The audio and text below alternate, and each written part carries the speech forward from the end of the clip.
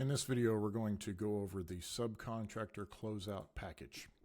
So these are all the documents that are going to be required for closeout. So as part of our package, the first 4 or 5 pages are just instructions and checklists on that apply to all subcontractors. So some of this stuff, if you're a flooring sub, for instance, may not necessarily apply to you. So let's dig right into it. So the first page here is going to talk about this policy and exactly what it is, and provide the instructions. So this is for all subcontractors, vendors, and suppliers that have provided any material. So this is a sub of a sub. These are your material vendors. This is the prime subcontractors. This is everyone. Closeout standard work is complete per the contract, and it's been accepted. Required inspections have been passed, and all closeout deliverables have been submitted, and all final lien waivers and required closeout affidavits are received. So that's what we've got to have in order to close out the project. Okay. As far as responsibilities go, every subcontractor will provide all the closeout documents that we have listed in the checklist, which we'll go over in just a second. You'll coordinate with your manufacturer and supplier for warranties and O&M information, so your owner's manuals. If you've provided any equipment, cut sheets, all of that information, we need it digitally, because none of this stuff has to be printed. It all needs to be scanned in, and either scanned in or printed via PDF and submitted digitally.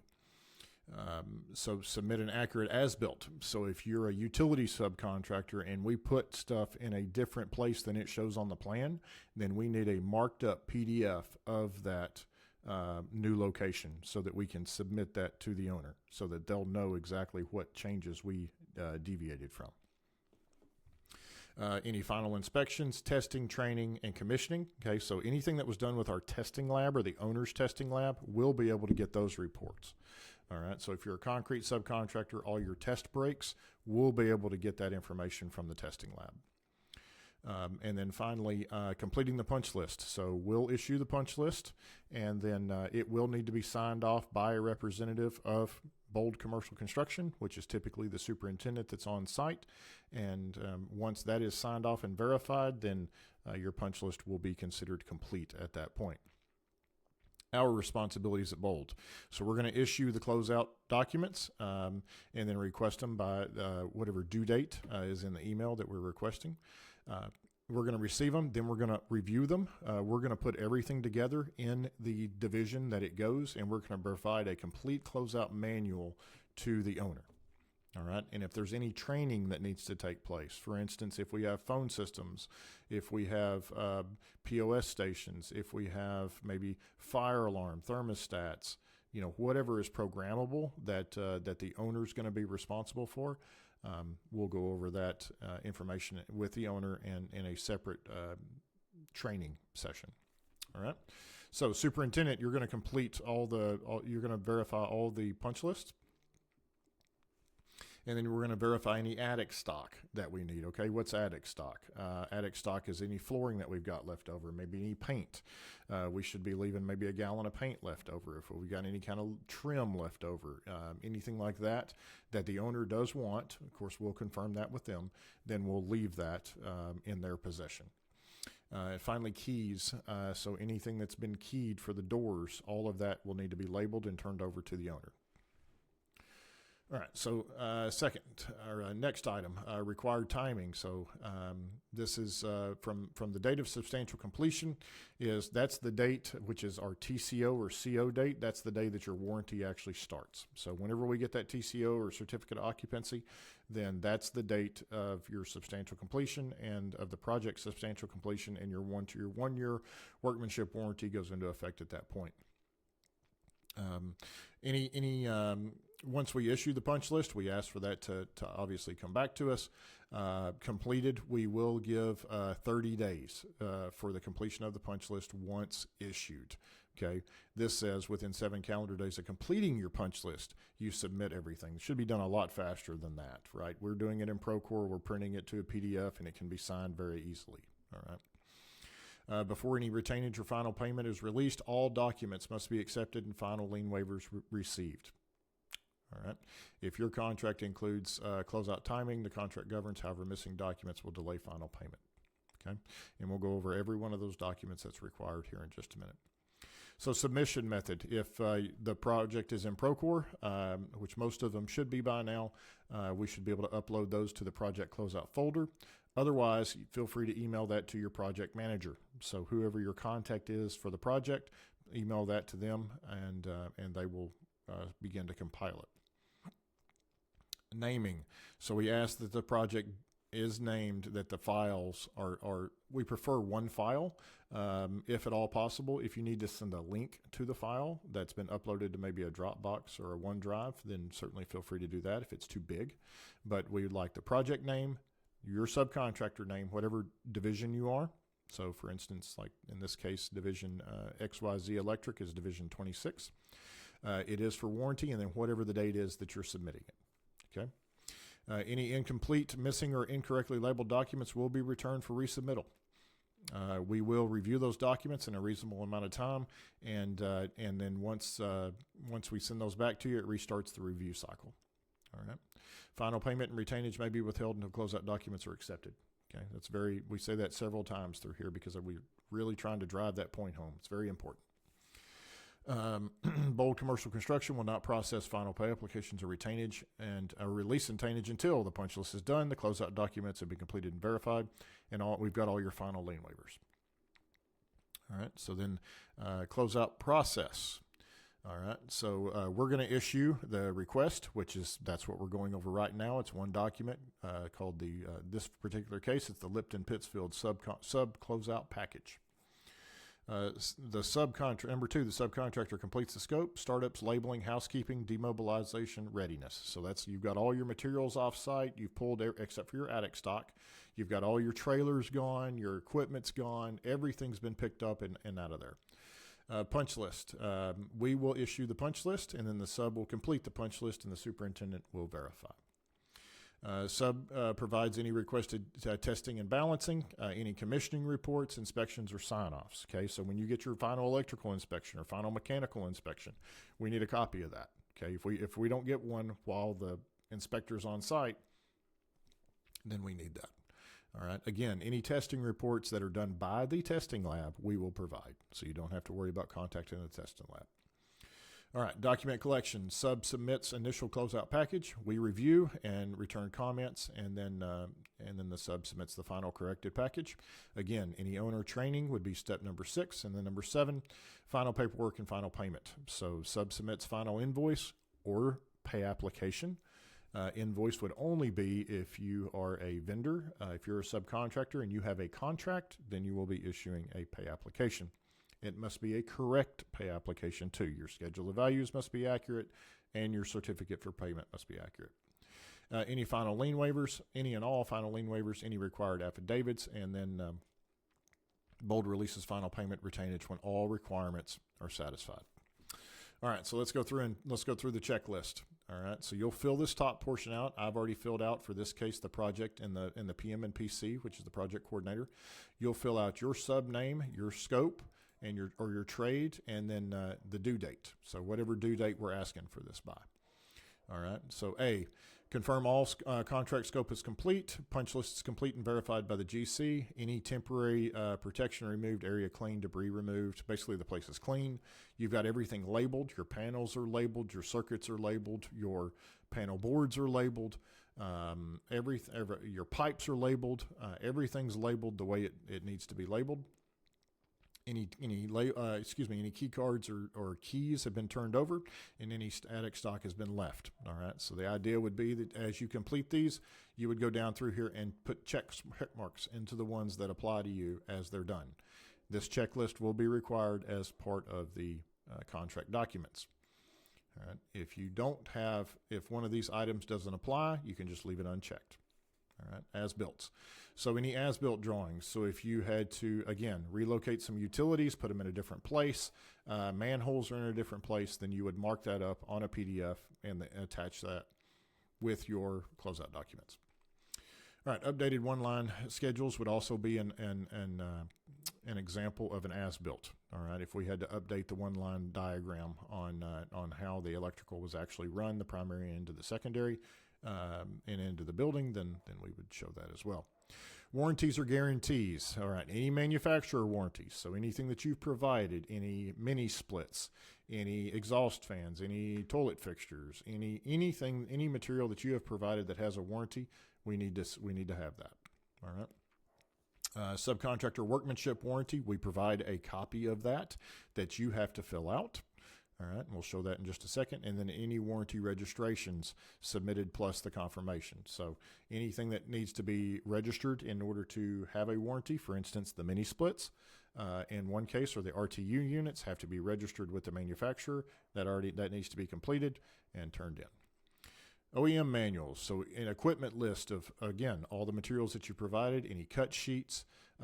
This could be, if everything matched your submittal package, that could be one thing that you could help to turn in, or it would help you to compile this. If you've got your submittal package and you turn it in and everything is accurate, then that would help. Any installation or maintenance instructions, any preventative maintenance instructions. Again, we go to the mini splits. What do we need to do as far as maintenance is concerned? If this project has a kitchen, ice machine, what's the preventative maintenance on an ice machine, on an oven, etc. Recommended spare parts list, any supplier and manufacturer contact list. All right. And then finally, any MS or SDS sheets for any kind of chemical products, all right, that were provided. Number E, testing and certifications and reports. So any inspections or sign-offs, approvals by the AHJ. So that's anything that you've got from the utility provider, from the city, from anyone other than the third-party testing firm that the owner provides would need to be reported. And then finally, any startup reports. All right. Additionally, any commissioning, any TAB reports, any fire alarm test, sprinkler, hydro, any acceptance reports for that, any electrical reports. So if we had any IR scans or any grounding, and then finally concrete, soils, material testing, applicable to your scope. Again, that's typically done by the owner's testing firm, and we will request those reports. Any training. So this is any kind of training that was done. Think about for software. Think about any kind of the mini splits. Maybe they need to be trained on how to operate a mini split. If there's something that's in the electrical room that needs to be programmed, maybe the doors, the overhead doors, that would be one that they could be shown how to turn them on and off, and maybe how to set the limits. Okay, not a real complicated thing. And then finally, we get to the final commercial documents that we need that are required for final payment. All right, so every one of these checks has to be checked. Completed checklist and documents that are applicable from above. So those are the items we just went through. Your final invoice or final pay application. Your conditional for final payment lien waiver. Any of your subcontractor or supplier lien waivers, whether they be conditional or unconditional. An affidavit of payment, which is basically your all's bill paid affidavit. We've got a copy of that in here as well. If this project was bonded, you had to have a bond. We need a consent from the surety. That would be the only one that if the project's not bonded, obviously there's not going to be a check mark in there. And then a list of all your major subs and suppliers. All right, suppliers or vendors rather. All of those should be listed, all right, and provided so that we can provide that to the owner. All right. Again, final payment and or retainage may be held until punch list completion, closeout document acceptance, and receipt of final lien waivers and any required documents. Okay. This next page is the 1-year warranty. So we ask that you do use our form. I have provided a form that is easily fillable. You can just click in here and you can fill this out. So again, your sub name, your contract date, and whatever your trade is. We need the date that you're filling this out. To whom it may concern. So this would be the subcontractor company name.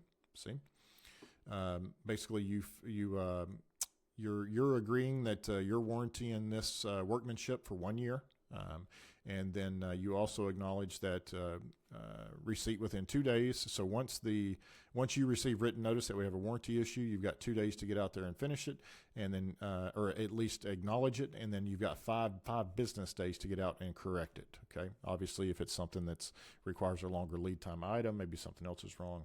There's some flexibility there. Okay. So read through the rest of the warranty.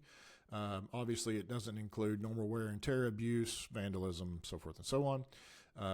We need a name and a title for whoever the contact is going to be for the warranty claims that we have. So whoever that's going to be, their information goes here, and then we ask for the subcontractor to please sign this. So we have a signature, a date, title, and a name, title, and date. Next page is your affidavit of final payment. Okay, so this is basically saying that all of your bills have been paid. Okay, if you have anybody that's outstanding, they have to be listed here. Okay, I will caution you, if you list anybody here that has not been paid, then you may not be paid your full retainage amount. All your bills should be paid by the time we get to the point that we're ready to issue retainage. All right, so this really needs to say none in the exceptions list. All right, and then you will fill this out with subcontractor name, signature, print the name, subcontractor company name. You'll sign and then print your name, title, and date. And then, of course, it needs to be notarized. So there's a notary section right here at the bottom. Next is going to be some forms that you should be familiar with because they're part of the pay application package. So this is the subcontractor, supplier, and subcontractor list. It will need to be filled out for any of the subs that you did have on the job. So back on that checklist where we asked for a list of your vendors, it would be easy to put them right here, and that would satisfy that requirement. This is your tracking report. So this is what the subs have been paid. And again, this will need to be signed and notarized. Now we have the conditional waiver and release on final payment. So when you turn in your retainage pay application, you would fill this out. So the only cells that really need to be filled out here are going to be whatever the net amount is for your payment and your name of your company. And then you would drop down and fill out the date, the company name again, whoever the person is filling this out, sign it in front of a notary, and then have your title, and then it's notarized, okay? Once final payment is received, then you will fill this part out, all right? Which the only thing that has to be, it just has to be dated. This portion, this bottom portion will need to be filled out upon final payment, all right? Lastly, here are your conditional waivers and release for your subs and vendors. So your company name will go here because you were the one that cut them the check. And then this would be the net amount of the check and then the vendor name. All right. And then whatever month yours, for instance, this is January. So you would put in January, end of month. That's what they were owed. Again, and then this would be the subcontractor filling this out. Or the vendor filling this out, putting their company name, signing it, and having it notarized. And finally, once they have been paid, same song and dance. You fill this out with the net amount, your company name, whoever paid them, and then you're going to put in here the last day of the month that will need to that this payment was paid. Okay. And then date, company name, by signature, and then notary. Okay. Once all of that information is filled out, it needs to be scanned in into one file. Go reference the file name that we would like for it to come in as. Again, if the file is too big to email, so a lot of times if it's a 20 meg file, if it's a 25 meg file, it's going to be too big. You can upload that to OneDrive or Dropbox, and then send us a link to the document, and we'll be able to download it from there. If you don't know how to upload and send links for OneDrive or Dropbox, Google it. Okay, there's tons of videos out there. YouTube it. That'll teach you how to do it. Any questions? Let us know. Thanks.